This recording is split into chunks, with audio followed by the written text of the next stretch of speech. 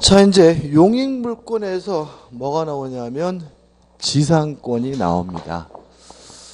실제로 지상권은 어려울 수도 있는 부분이지만 우리 주택관리단 시험에서 어렵게 내지는 않습니다. 그래서 이것도 필요한 것만 정확하게 정리하시고 기억하시면 되는데요. 일단 첫 번째 지상권의 개념입니다. 일단 지상권은 타인의 토지 사용권입니다. 근데 이 토지 사용권이 어떤 토지 사용권이냐면 건물이나 기타 공작물, 수목을 소유하기 위해서 남의 땅을 쓸 수 있는 권리입니다. 그래서 두 가지를 주의하시는데요. 건물을 소유하기 위해서 남의 땅을 쓸 수 있는 권리다. 이러다 보니까 자꾸 건물에 대한 권리를 오해하시는데 건물에 대해서 뭐가 있어요? 소유권이 있고 토지에 대해서 뭐가 있는 거예요? 지상권이 있는 거죠. 그래서 만약에 건물이 철거가 되면 건물의 소유권은 없어지지만 토지 사용권인 지상권은 뭐 되지 않습니까? 소멸되지 않는다. 주의하시고요. 두 번째 주의할 점은 건물, 공작물, 수목을 소유하기 위한 토지 사용권이니까 원칙적으로 건물 등의 소유자가 지상권을 갖는 겁니다. 건물의 전세권자, 임차권자 이런 사람들은 뭘 갖지 못해요? 지상권을 갖지 못합니다. 그 다음에 지상권에서 가장 중요한 게 뭐냐면 원칙적으로 무상이라는 점입니다. 원칙이 무상이기 때문에요. 지료를 지급하기로 하는 특약이 있어야 하지만 특약이 존재해야지만 지료를 청구하는 것이 가능합니다. 항상 우리는 여기서 어떤 문제가 생기냐면 이게 유상도 무상도 가능하다고 해가지고 유상을 원칙으로 자꾸 집어넣고 시작을 해요. 그래서 뭐죠? 문제를 틀려요. 원칙이 뭐라고요? 무상입니다. 따라서 지료를 지급하기로 하는 특약이 있어야지만 지료를 청구할 수가 있고요. 또 증액을 청구하는 경우에도 지료 지급에 관한 특약이 있어야 증액을 청구하는 것도 가능하고요. 또 2년치의 지료를 지급하지 않으면 소멸 청구당하는데 2년치의 지료를 지급하지 않았다는 이유로 소멸 청구당하는 경우 당하려면 뭐가 있어야 되는 거죠? 지료 지급에 관한 특약이 필요한 거예요. 원칙이 뭐죠? 무상이니까요. 그 다음에 만약에 지료 지급에 관한 특약이 있더라도 제3자에게 대항하려면 이때는 뭐가 필요한 거냐면 등기가 필요해요. 왜요? 원칙이 뭐니까요? 무상이니까요. 그 다음에 정리할 것은 뭐냐면 존속기간입니다. 지상권의 존속기간에 대해서는 첫째, 최장 기간에 대해서는 무제한입니다. 따라서 영구무한으로도 설정하는 것이 가능하고요. 두 번째, 최단 기간이 보장이 됩니다. 어떻게 최단 기간이 보장이 되냐면 지상물의 종류에 따라서 달라지게 되는데 첫째, 견고한 건물이나 수목을 소유할 목적이면 최소한 30년이 보장이 되고요. 두 번째, 일반 건물의 소유를 목적으로 하면 최소한 15년이 보장이 되고요. 세 번째, 기타 공작물의 소유를 목적으로 하면 최소한 5년이 보장이 됩니다.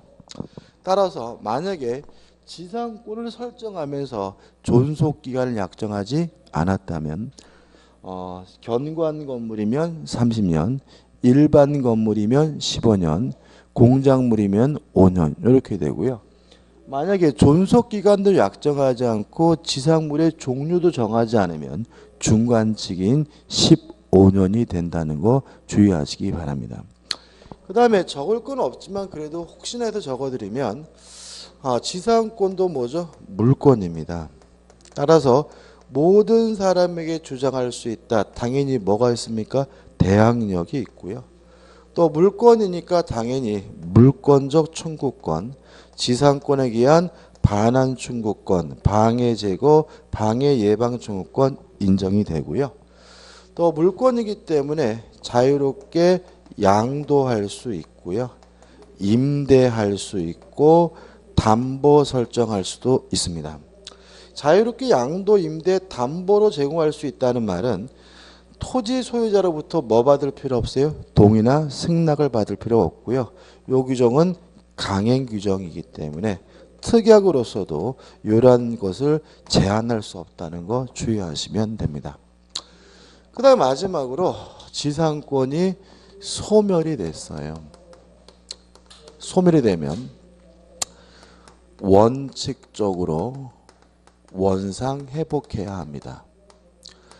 따라서 건물이 존재한다면 건물을 철거해 줘야 되는 것이 원칙인데, 다만 멀쩡한 건물을 때려 부시는 것이 아깝게 생각된다면 지상권 설정자는 때려 부시니 나한테 팔아라, 지상물 매수를 청구할 수가 있고요.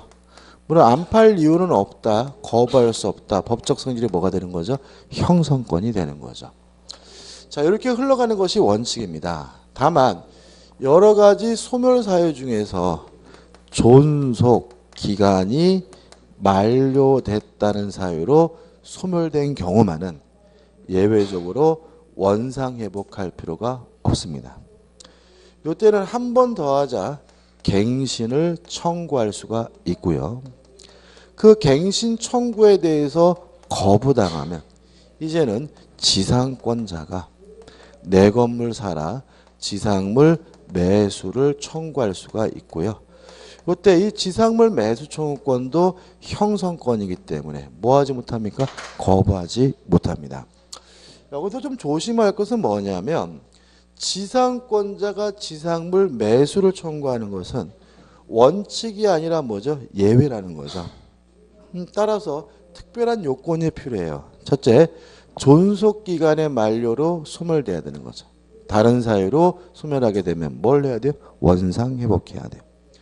두 번째, 갱신 청구했다가 뭘 당해야 돼요? 거부당해야 돼요. 따라서 존속기간의 만료로 소멸됐더라도 바로 내 건물 사라, 지상물 매수를 청구할 수 없음은 주의하시기 바라고요. 그 다음에 이 갱신 청구에 대해서 땅주인이 뭐 할 수 있어요? 거부할 수 있다는 말은 이 갱신 청구권은 뭐가 아닙니까? 형성권이 아니라는 것도 심심치 않게 잘 나오니까 좀 주의하시기 바랍니다. 다 했죠? 그 다음에 이제 뭘 정리해야 되냐면 법정 지상권을 정리해야 돼요. 이 법정 지상권은 어렵게 나오면 한도 끝도 어렵습니다. 근데 우리는 가장 기본적인 것만 정리하고 넘어갈 건데 이런 문제입니다. 첫째, 건물이 존재하고 있고요. 두 번째, 건물의 소유자와 토지 소유자가 원래는 같았는데 이것이 만약에 일정한 사유로, 그냥 크게 기억할게요. 일정한 사유로 건물과 토지 소유자가 달라지게 되면 건물 소유자는 법정 지상권을 취득하게 되고요. 따라서 건물을 철거해 줄 필요는 없습니다. 이게 뭐죠? 법정 지상권이에요.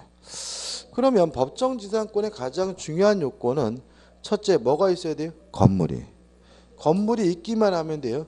무허가든 미등기든 따지지 않아요. 두 번째, 같았다가 달라져야 돼요. 따라서 만약에 예를 들어서 갑이 소유하고 있는 토지의 갑으로부터 승낙을 얻어서 을이 건물을 신축했다. 이런 경우 을에게는 법정 지상권 발생하지 않아요. 왜냐하면 원래는 같았다가 일정한 사유로 뭐가 돼야 돼요? 달라져야 되는데 갑으로부터 승낙을 얻어서 건물을 지었다는 말은 원래부터 뭐예요? 다르다는 얘기니까 이때는 뭐가 발생하지 않습니까? 법정 지상권이 발생하지 않고요. 물론 법정 지상권은 법률 규정에 의한 지상권이니까 뭐 할 필요 없죠? 등기할 필요도 없다는 거 마지막으로 기억해 두시면 됩니다. 이게 지상권의 전부입니다. 먼저 작년도 문제를 한번 풀어볼게요. 작년도 문제는 몇 번이냐면 29번입니다. 29번. 지상권에 관한 설명으로 옳지 않은 것은 1번 약정지상권의 존속기간 중에는 지상물이 멸실되어도 지상권은 소멸하지 않는다.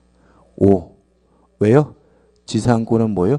토지 사용권이니까 건물이 없어지면 건물의 소유권이 없어지는 것이지 지상권이 없어지는 것은 아니다.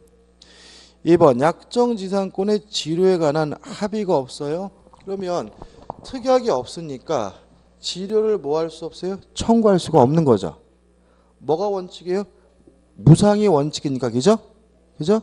따라서 계속 보시면 지료에 관한 합의가 없는 경우 지료는 당사자의 청구에 의하여 법원이 이를 청한다. X죠. 그죠? 원칙이 뭐예요? 무상입니다. 따라서 지료 지급에 관한 특약이 없으면 지료를 달라고 뭐 하지 못해요? 청구할 수가 없는 거죠. 답은 뭐죠? 2번이죠.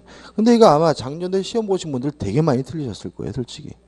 3번 지상권 설정자는 특별한 사정이 없는 한 토지의 불법 점유자에 대해 임료상당의 손해배상을 청구할 수 없다. 자, 이거는 안 배웠네요. 여기 없네요. 그죠? 없죠? 당연한 거죠. 근데 지상권 설정자는 누구예요? 땅 주인이죠. 그죠? 그러면 이 땅을 점유하고 사용 수익해야 될 사람은 누구예요? 지상권자인 거죠. 그잖아요. 그러면 불법 점유자에게 손해배상을 청구하고 부당이득 반환을 청구하는 것은 땅을 사용 수익할 수 있는 누가 하는 거예요? 지상권자가 해야 되는 거지. 지상권 설정자가 하는 것은 아니니까 당연히 3번은 뭐죠? 맞는 질문이죠. 그죠? 다시 말씀드리면 지상권이 있으면 이제 땅을 누가 사용 수익하는 겁니까? 지상권자가 사용 수익하는 거죠. 4번 지뢰 연체를 이유로 한 지상권 소멸 청구에 지상권이 소멸한 경우 지상권자는 지상물에 대한 매수 청구권을 행사할 수 없다. 맞나요? 여러 가지 소멸 사유 중에 존속 기간의 만료로 소멸한 경우만 갱신 청구할 수 있고 지상물 매수를 청구할 수 있는 겁니다. 다른 사유로 소멸하게 되면 뭘 해야 돼요? 원상 회복해야 됩니다. 따라서 지상권자는 지상물 매수를 청구할 수가 없기 때문에 4번은 뭐죠? 맞는 질문이죠. 5번 법정 지상권이 붙은 건물이 양도된 경우 특별한 사정이 없는 한 토지자는 건물 양수를 상대로 건물의 철거를 청구할 수가 없다. 왜냐하면 법정 지상권은 등기하지 않아도 뭐요? 발생하고요. 따라서 건물이 양도됐더라도 양도인에게 아직도 뭐가 있어요? 지상권이 있기 때문에 그렇습니다. 답은 뭐죠? 2번이 되는 거죠. 끝이죠. 그 다음에 2015년도에는 종합적인 문제가 나왔기 때문에 좀 이따 풀어보기로 하고요. 그 다음에 교재 오시면 453페이지에 지역권이 나옵니다. 지역권이 좀 째요. 하기도 그렇고 안 하기도 그렇고 지역권은 2015년도에는 문제가 나왔거든요. 근데 작년에는 어떻게 해요? 안 나왔어요. 그러면 올해는 또 뭐예요? 나올지도 모르기 때문에 지역권은 이게 안 할 수가 없어요. 참 좀 뺐으면 좋겠는데 참 환장하겠어요. 지역권은 별로 중요한 것도 아니거든요. 일단 뭐 지역권 양은 많지 않으니까 한번 정리해 보도록 하죠. 일단 지역권이 뭐냐면 지역권도 타인의 토지 사용권입니다. 여기까지는 지상권과 같은데 뭐가 다르냐면 내 토지의 편익을 위하여 남의 땅을 쓸 수 있는 권리가 지역권입니다. 따라서 지상권이 건물과 토지 간의 문제라면 지역권은 뭐죠? 토지와 토지 간의 문제고요. 보통 지역권에 관한 그림을 그릴 때 이렇게 그려요. 도로가 이렇게 있고 땅이 이렇게 있어요. 여기는 갑의 땅, 여기는 을의 땅이 있는데 을이 도로로 나가기 위해서 갑의 땅을 통행할 수 있는 권리를 취득했다면 이런 권리를 뭐라 그러냐면 통행지역권이라고 하고요. 편익을 받는 땅, 을의 땅을 뭐라 그러냐면 요역지라고 하고요. 편익을 주는 땅, 남의 땅, 타인의 토지를 뭐라 그러냐면 승역지라고 합니다. 그럼 보시다시피 편익을 받는 요 토지는 뭐예요? 한필지 토지고요. 편익을 주는 승역지는 뭐죠? 일부래도 상관이 없다는 걸 우리가 알 수가 있고요. 지역권은 뭐 존속기간에 대한 규정도 없고요. 지류에 대한 규정도 없습니다. 그래서 실제로 가장 중요한 것은 지역권의 뭐죠? 성질이거든요. 그럼 생각해 보자고요. 일단 지상권은 건물 등을 소유하기 위하여 남의 땅을 쓸 수 있는 권리이기 때문에 지상권은 원칙적으로 건물의 소유자가 갖는 거예요. 근데 지역권은 토지의 편익을 위하여 남의 땅을 쓸 수 있는 권리이므로 이 토지로부터 편익이 필요한 사람이라면 소유자든 지상권자든 전세권자든 임차권자든 모두 지역권을 가질 수가 있거든요. 이러한 성질을 뭐라 그러냐면 지역권의 비한정성이라고 합니다. 또 지역권의 가장 중요한 특징은 배타성이 없어요. 비배타성을 띠게 됩니다. 따라서 만약에 땅이 이렇게 하나 더 있단 말이죠. 그래서 병이 이 도로로 나가기 위해서 을의 땅에다가 지역권 설정하고 갑의 땅에다가 지역권 설정하면 나갈 수 있잖아요. 그러면 이제는 이 땅에는 을에게도 뭐가 있어요? 지역권이 있고 병에게도 뭐가 있어요? 지역권이 있으니까 똑같은 내용의 지역권이 중복해서 존재할 수 있네요. 따라서 배타성이 없다, 비배타성이고요. 또 지역권은 굳이 인접하고 있을 필요는 없습니다. 보다시피 갑과 병의 토지는 뭐하지 않고 있어요? 인접되어 있지 않죠? 그래도 뭐가 가능해요? 지역권 설정이 가능하다는 말은 인접할 필요가 없고요. 따라서 이제 이 갑의 땅은 을도 다니고 병도 다니고요. 또 갑은 을과 병의 통행에 제한되지 않는다면 여전히 그 토지를 사용할 수가 있기 때문에 갑을 병이 함께 쓴다. 지역권은 뭐죠? 공용성을 띠게 되는 거죠. 그 다음에 네 번째로 지역권은 부종성, 수반성이 있습니다. 왜냐하면 보시면 을이 예를 들어서 요 토지에 소유권이 있고요. 요 갑의 토지 요 부분에 지역권이 있는 상태라면 요 요역지상의 소유권이 주된 권리고요. 지역권은 뭐죠? 종된 권리입니다.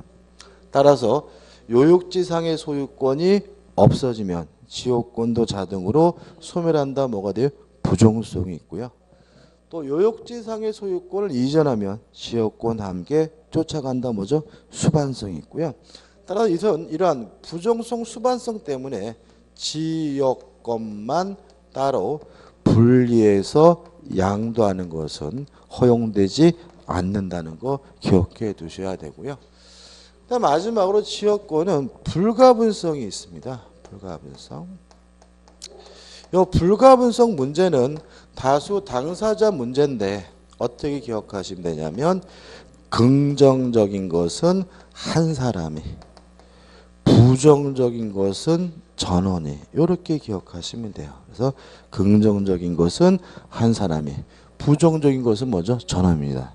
여기까지가 뭐죠? 지역권의 전부입니다. 한번 읽어보시긴 하되 나머지 것들은 큰 의미는 없죠.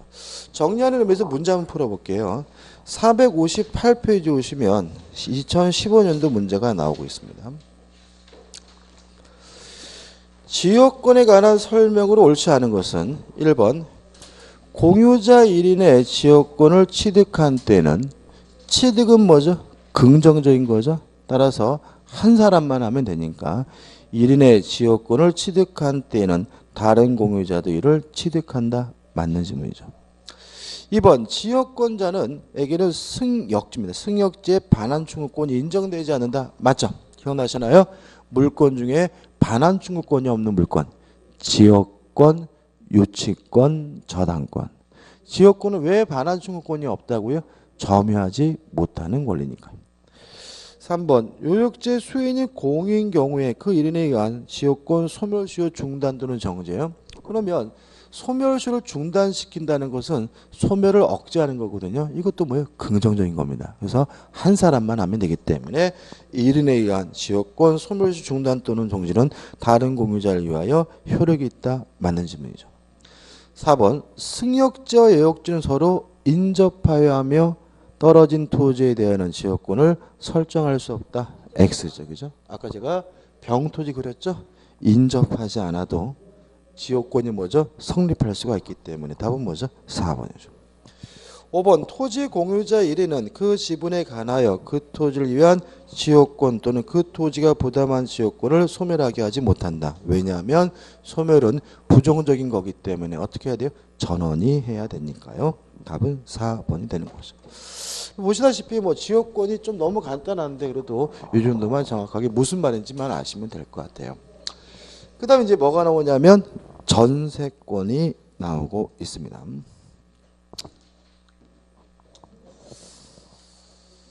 일단 전세권에 대해서는 먼저 개념을 좀 생각해 보면 전세권이란 전세금을 지급하고요. 목적 부동산을 용도에 쫓아 사용하고 수익할 수 있는 권리가 전세권입니다.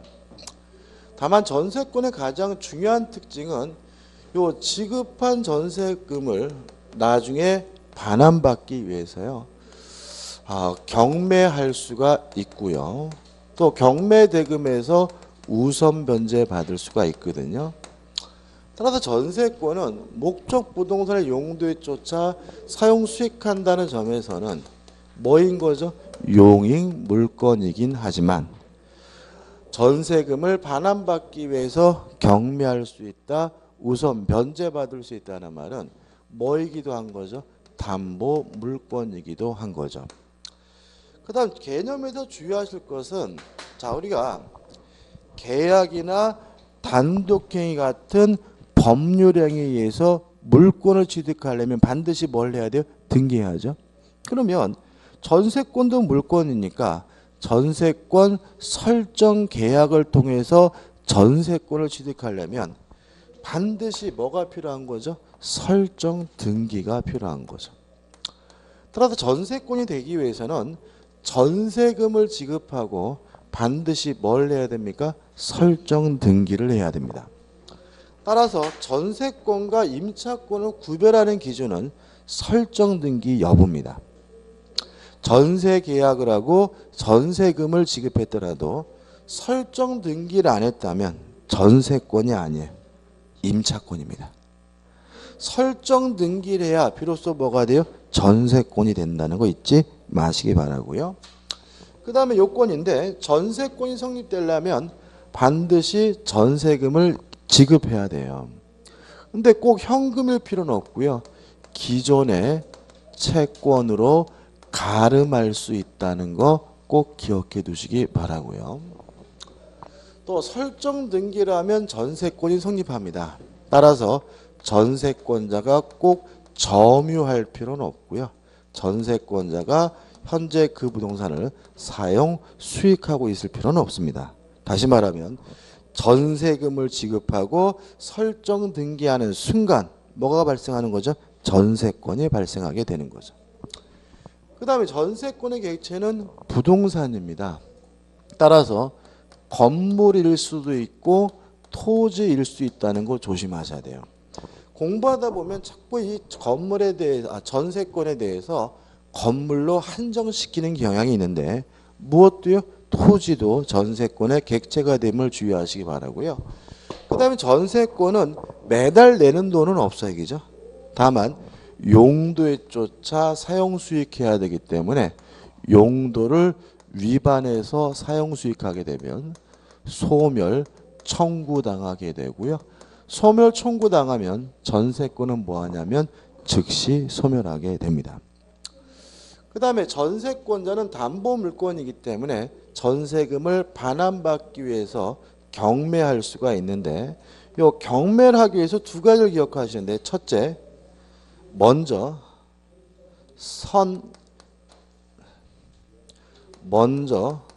목적물을 인도해 줘야 됩니다. 쉽게 말하면 집을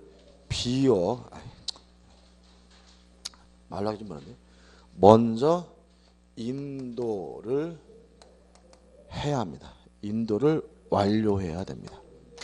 이게 무슨 말이냐면 전세금의 반환과 목적물의 반환은 동시이행 관계입니다. 따라서 전세권자가 집을 비워주지 않으면요 전세금 안 돌려줘도 돼요. 따라서 집을 비워주지 않으면 전세금을 안 돌려줘도 된다는 말은 집을 비워줘야 인도를 완료해야 비로소 전세금을 안 준다는 이유로 뭐 할 수 있어요? 경매를 청구할 수 있다는 문제가 되고요. 그래서 우리가 주택임대차보호법은 시험 범위가 아니지만 주택임대차보호법은요 집을 비워주지 않아도 경매를 할 수 있어요. 그럼 언제 주택임차는 돈을 돌려받냐면 보증금을 실제로 받을 때 집을 비워주면 돼요. 그래서 실제로 여러분들 나중에 뭐 다 집이 세를 들어갈 때 전세권 설정 등기하지 마세요. 전세권 설정 등기를 하면 세입자에게 불리해요. 오히려 등기 안 하고 임대차, 주택임대차보호법으로 가는 게 세입자한테 유리하고요. 만약에 집주인 입장이라면은 설정 등기해달라 그러면 그냥 깔끔하게 해주세요. 설정 등기해봤자 오히려 누가 더 불리해요? 세입자가 불리하고요. 집주인에게는 아무런 불리한 게 없으니까 굳이 안 해준다고 싸울 필요 없어요. 무슨 말 아시겠죠? 그죠? 전세권 등이 별로 좋은 건 아닙니다. 그 다음에요. 일부에 대한 일부 전세권자는 경매를 신청할 수가 없어요. 이런 얘기죠. 아파트 전체를 다 경세를 준 게 아니라 방 한 칸만 세를 줬어요. 그 사람이 누구예요? 일부 전세권자란 말이죠. 근데 전세금을 못 돌려받았을 때 아파트 전체를 경매 신청할 수 있느냐? 없다라는 게 우리 판례 입장이니까 주의하시기 바랍니다. 이 정도가 뭐죠? 개념이죠. 그 다음에 몇 가지 정리할 게 있는데 일단 존속기간입니다. 존속기간은요. 첫째, 최장 기간을 제한하고 있어요. 아무리 그래도 10년을 초과할 수가 없습니다. 중요한 게 뭐냐면 두 번째, 최단 기간입니다. 그러니까 우리가 상식적으로 임대차에 대한 내용을 아시기 때문에 자꾸 뭘 보장하려고 하거든요. 그래서 잘 나오는데 최단 기간은 원칙적으로 보장되지 않고 있습니다. 원칙적으로 보장하고 있지 않기 때문에 전세권을 설정하면서 존속 기간을 약정하지 않으면 언제든지 자유롭게 소멸 통과할 수가 있고요. 소멸 통과하면 유월이 경과하면 전세권이 뭐가 되냐면 소멸이 됩니다. 전세권은 최단 기간이 원칙적으로 뭐 되지 않고 있습니까? 보장되지 않고 있음을 주의하시기 바랍니다. 근데 우리 수험생들을 곤란하게 만드는 게 있어요. 뭐냐면 건물에 관한 전세권의 경우에는 존속기간을 1년 미만으로 약정을 하면 1년을 보장된다라는 내용이 있거든요. 근데 주의하실 것은 건물도 1년이 보장되려면 1년 미만으로 뭘 해야 돼요? 약정을 해야 돼요. 따라서 건물의 경우에도 존속기간을 약정하지 않으면 언제든지 자유롭게 뭐 할 수 있어요? 소멸 통과할 수 있고 6월이 지나면 뭐죠? 소멸되는 거거든요. 그래서 밑에 게 헷갈린다면 원칙 부분을 정확하게 뭐죠? 기억해 두셔야 됩니다. 그 다음에 세 번째로 전세권에 대해서 존속기간 관련해서 법정 갱신 제도가 있습니다. 일단 요건은요. 만료 전 6월부터 1월 사이에 특별한 의사 표시가 없었다면, 나가라 또는 나가겠다는 말이 없었다면 자동으로 갱신되는데, 이거 우리가 뭐죠? 법정 갱신이라고 하고요. 주의하실 것은 이 법정 갱신은 건물에 관한 전세권에만 인정되고요. 토지에 관한 전세권에 인정되지 않고요. 또 법률 규정에 의한 갱신이니까 법정 갱신되기 위해서 등기는 필요가 없다는 거 기억해 두시기 바라고요. 마지막으로 존속기간은 약정이 없는 것으로 바뀝니다. 따라서 1년, 2년 그런 게 아니라 약정이 없는 거니까 언제든지 자유롭게 소멸 통고할 수 있고요. 몇 개월 지나면요? 6개월 지나면 전세권이 소멸됩니다. 예를 들어서 주택 임대차 같은 경우에는요. 법정 갱신되면 또다시 2년이 보장이 돼요. 근데 괜히 설정 등기해가지고 전세권 하면요. 법정 갱신되더라도 집주인은 아무 때나 나가라고 할 수가 있어요. 그러면 몇 개월 지나면요? 6개월 지나면 집을 비워줘야 되기 때문에 주택 임차인보다 전세권자는 법적 주의가 대단히 불안정하기 때문에 설정 등기할 필요가 없다는 거 주의하시기 바랍니다. 다 한 거고요. 그 다음에 이제 뭐 따로 생각해보면 적을 필요도 없는 건데 전세권은 물권이에요. 그죠? 물권이라는 말은 제3자에게 뭐 할 수 있습니까? 대항할 수가 있겠죠. 그죠? 따라서 소유자가 바뀌면 새로운 소유자에게 대항할 수 있고 전세금을 누구한테 받아요? 새로운 소유자에게. 그죠? 따라서 전 소유자에게는 옛날 주인에게는 전세금 돌려달라고 뭐 하지 못해요? 청구하지 못하는 거예요. 또 전세권은 물권이기 때문에 원칙적으로 자유롭게 양도할 수 있고 임대할 수 있고 담보 설정하는 것이 가능해요. 여기까지는 지상권과 마찬가지인데 특약으로서 그것을 제한하는 것이 뭐죠?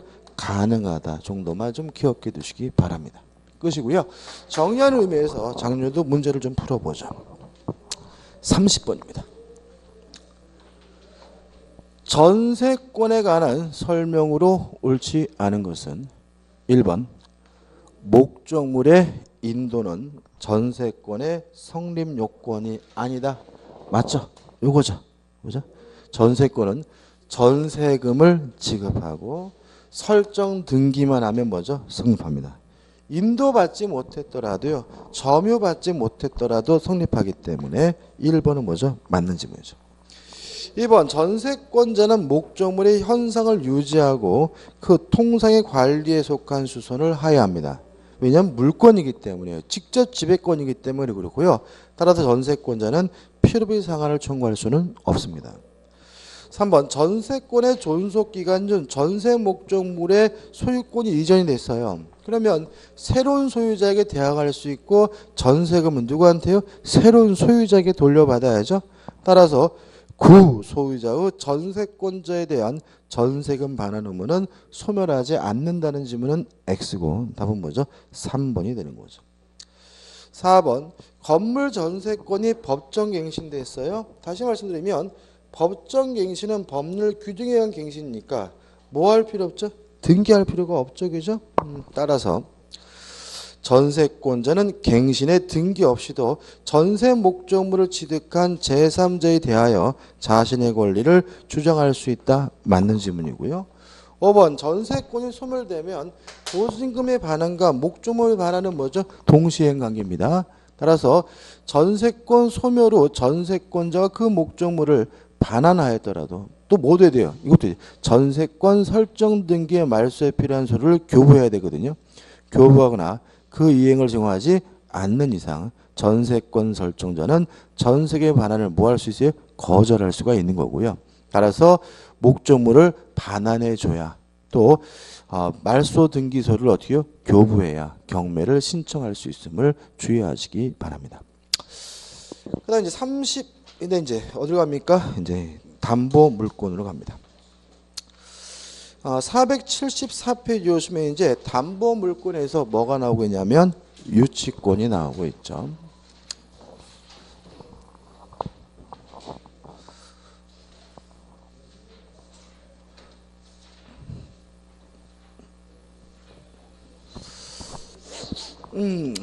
일단 유치권에 대해서도요, 시험 문제를 반드시 낸다고 봐야 됩니다. 반드시 낸다고 봐야 되죠. 그래서 우리가 아까 용익물권들은 이렇게 교대로 내오는 경향이 있지만 유치권은 꼭 내기 때문에 유치권은 확실하게 뭐죠? 정리를 하셔야 되는데, 일단 유치권의 요건을 생각해 보면 유치권의 객체는 타인의 물건 또는 유가증권입니다. 여기서 좀 조심할 것은 유치권의 객체는 타인의 물건이라는 말은 동산일 수도 있고 부동산일 수도 있고요. 또 하나 주의하실 것은 반드시 타인의 물건이어야 돼요. 따라서 자신의 소유물인 경우에는 어떠한 경우에도 유치권 행사할 수가 없어요. 따라서 각종 매수 청구권, 지상물 매수 청구권, 부속물 매수 청구권을 이유로는 유치권이 성립되지 않음을 주의하시기 바랍니다. 왜냐하면 매수를 청구한다는 말은 누구 거죠? 자기 거죠. 내 건데 사란 얘기잖아요. 그건 자기 물건이니까, 타인의 물건이 아니니까 뭘 행사할 수 없어요? 유치권 행사할 수가 없고요. 그 다음에 이 타인의 물건을 점유하고 있어야 됩니다. 따라서 유치권이 성립되기 위해서는요, 점유만 하면 되고요. 부동산이라 하더라도 뭐까지 할 필요는 없어요? 등기할 필요는 없는데, 점유만 하고 있다면요, 점유는 직접 점유든 간접 점유든 따지지 않고요. 주의하실 점은 이 점유는 적법한 점유여야 합니다. 따라서 위법한 점유인 경우에는 유치권을 행사하지 못한다는 거 주의하시기 바라고요. 또 반드시 점유해야 되기 때문에 어떤 이유든지 간에 점유를 상실하게 되면 유치권은 뭐 하게 되냐면 소멸하게 됩니다. 따라서 유치권에 기한 반환 청구권은 인정되지 않습니다. 왜냐하면 반환을 청구한다는 말은 누가 가져갔다는 얘기잖아요. 점유를 상실했다는 얘기잖아요.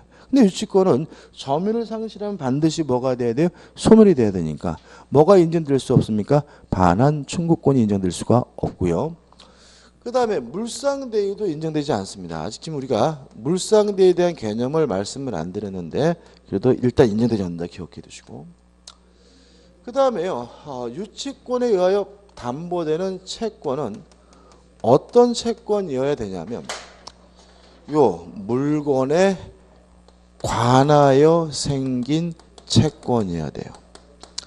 어떤 채권이요? 물건에 관하여 생긴 채권이에요. 원래 추진 이런 겁니다. 제가 지나가는데 개새끼가 저를 물었어요. 그럼 저는 개 주인에게 손해배상 채권이 있으니까 그 개를 뭐 할 수 있어요? 유치할 수 있겠죠? 근데 개가 물었으면 개를 유치해야 되는 것이지 그 집에 쳐들어가서 그 집에서 키우는 고양이를 유치할 수는 없는 거예요. 다시 말하면 개가 물었으면 개를 유치한다. 그 채권이 뭐로부터요? 개로부터. 물건에 관하여 생긴 채권이어야 유치권 행사할 수가 있는 겁니다. 따라서 필요비나 유익비나 신축 공사 대금 같은 것은 그 물건을 수리하고 그 물건을 개량하고 그 물건을 신축한 채권이니까 물건에 관하여 생긴 채권이니까 뭘 행사할 수 있어요? 유치권 행사할 수가 있는데, 유의하실 것은 임대차 보증금이나 또는 권리금, 매매 대금과 같은 채권은 임대차, 매매라는 쌍무 계약으로부터 발생한 채권이지 물건에 관하여 생긴 채권은 아니라고 보기 때문에 유치권이 성립되지는 않습니다. 그 다음에 이 채권이 반드시 변제기가 도래해야 돼요. 따라서 변제기가 도래하지 않았다면 유치권이 뭐 되지 않냐면 성립되지 않습니다. 그래서 유의할 것이 있는데, 유익비에 대해서는 법원이 상환기간을 허여할 수가 있고요. 상환기간이 허락된 경우에는 이때는 유치권이 뭐 되지 않냐면 성립되지 않음을 주의하시기 바랍니다. 다시 말하면 점유자가 유익비 상환을 청구했어요. 그랬더니 법원이 한 달에 줘라 라고 상환기간을 허용했어요. 그러면 아직 돈 받을 때가 안 된 거잖아요. 변제기가 도래하지 않은 거잖아요. 따라서 반드시 변제기가 뭐 해야 돼요? 도래해야 되므로 법원이 유익비에 대해서 상환기간을 허락한 경우에는 유치권이 뭐 되지 않습니까? 성립되지 않습니다. 이러한 요건을 갖추게 되면 뭐가 성립하는 거죠? 유치권이 성립되게 되고요. 유치권자는 뭐 할 수 있냐면 반환을 거부할 수가 있습니다. 물론 유치권은 물권이기 때문에 모든 사람에게 반환을 거부할 수 있는 절대권이고요. 항상 조심할 것은 뭐냐면 유치권은 경매가 되더라도 소멸되지 않는다는 아주 중요한 특징이 있어요. 따라서 경락인에게도 경락을 받은 사람에게도 반환을 거부하는 것이 가능하다는 거 꼭 기억해 두셔야 되고요. 마지막으로 조심할 것은 상한을 청구할 수는 없다. 자, 우리가 보통 이제 우리가 유치권 행사 중이라는 현수막이 걸리면 꽤 오래 가는 걸 느껴지거든요. 굉장히 오래 갑니다. 그죠? 왜 그러냐면 경락인에게 반환을 거부할 수 있을 뿐 직접 돈 달라고 뭐 하지 못해요? 청구를 못해요. 만약에 돈 달라고 청구할 수 있다면 유치권자는 청구라고 안 주면 요 소유자의 재산은 일반 재산에 대해서 강제 집행하면 되거든요. 근데 뭐를 못해요? 상한을 청구할 수 없으니까 은근과 끈기 싸움이 벌어지게 되고 그래서 시간이 많이 걸리게 됨을 주의하시기 바랍니다. 까지 왔죠, 그죠? 여기까지 이제 개념입니다. 그 다음에 이제 효과인데 효과로서 몇 가지만 정리하면 돼요. 유치권의 효과입니다. 일단 첫 번째, 유치권에 있어서 가장 문제가 되는 것은 과실을 수취할 수 있느냐 요 문제인데 일단 우리 판례는 우리 민법은 과실을 수취하는 것이 가능합니다. 다만 문제는 수취한 과실은 변제에 충당하게 됨을 변제에 충당하는 것이 가능하게 됨을 주의하시기 바랍니다. 다시 말하면 과실 수취하면 그 금액만큼 받을 돈에서 뭐 할 수 있어요? 깔 수가 있고요. 그 다음에 두 번째로 유치권자는 어떠한 의무를 부담하게 되냐면 첫째, 선량한 관리자로서의 주의 의무를 부담하고요. 또 목적물을 사용하지 않은 의무를 부담하게 됩니다. 그럼 여기서 좀 생각해 볼 게 있단 말이죠. 그럼 유치권자는 먼저처럼 목적물을 사용할 수 없는데 항상 못하느냐? 아닙니다. 예외적으로 사용할 수 있는 경우가 있어요. 언제냐면 채무자로부터 승낙을 얻든지 아니면 보존행위로서 사용하는 것은 가능하다는 거 기억해 두시기 바라고요. 이러한 의무를 위반하게 되면 소멸 청구당하고 소멸 청구당하면 유치권은 먼저 즉시 소멸하게 된다는 거 주의하시기 바랍니다. 자, 그럼 생각해 보자고요. 여기서 예입니다. 임차인이 보증금 1억 원을 주고요. 월세를 300만 원 주기로 임대차 계약을 했습니다. 근데 이 상태에서 필요비와 유익비를 지출했는데 이 필요비 유익비를 예를 들어서 3천만 원을 지출했어요. 그리고 나서 이 임차 목적물이 경매가 돼가지고요. 경락인이 내 땅에서 나가라고 주장을 해요. 이랬을 때 첫째, 이런 자신의 임차권을 가지고 경락인에게 을이라고 할까요? 갑이라고 대항할 수는 없습니다. 왜냐하면 임차권은 물권이 아니라 뭐죠? 채권이기 때문에 보증금 안 주면 못 나겠다라고 거부할 수는 없습니다. 왜냐하면 보증금에 대해서는 뭐가요? 유치권이 성립되지 않고요. 따라서 보증금을 이유로 반환을 거부할 수는 없어요. 다만 필요비 유익배에 대해서는 뭐가 발생합니까? 유치권이 발생하니까 유치권을 이유로 경락인에게 뭐 할 수 있어요? 대항할 수가 있는 거죠. 그 말은 못 나가겠다라고 뭐 할 수 있어요? 반환을 거부할 수 있는데 직접 이 사람에게 3천만 원 달라고 뭐 하지 못해요? 청구는 못한다는 거 주의하시기 바라고요. 그 다음에 요 임차인이 요 유치권을 이유로 원래 목적대로 그 부동산을 사용하고 수익하는 것이 가능한가? 요 문제에 대해서 우리 판례는 보존행위로 이해를 합니다. 다시 말하면 임차인이 원래 목적대로 계속 사용 수익하는 것은 뭐의 일종으로 봐요? 보존행위로 일종으로 보고요. 사용 수익하는 것이 뭐예요? 가능한데 월세 차임은 지급해야 되느냐 문제에 대해서 일단 차임은 지급을 해야 합니다. 만약에 지급하지 않는다면 과실수차한 것이기 때문에 부당이득으로서 그 이익만큼 반환을 해줘야 된다는 것까지 한번 생각해 보시기 바랍니다. 끝입니다. 자, 정리하는 의미에서 이제 문제 두 개를 풀어볼 건데요. 일단 481페이지 오시면 2015년도 문제가 나오죠. 민법상 유치권에 관한 설명으로 옳지 않은 것은 1번 유치권의 발생을 배제하는 특약을 하면 유치권은 성립하지 않는다. 물론 맞는 지문입니다. 2번 피담보 채권이 변제기에 있지 않으면 유치권은 성립하지 않는다. 맞죠? 왜요? 변제기에 도래해야 뭐가 성립합니까? 유치권이 성립하니까. 3번 타인의 부동산뿐만 아니라 동산도 유치권의 객체가 될 수 있다. 맞죠? 유치권의 객체는 뭐죠? 타인의 물건, 동산일 수도 있고 뭐죠? 부동산일 수도 있죠.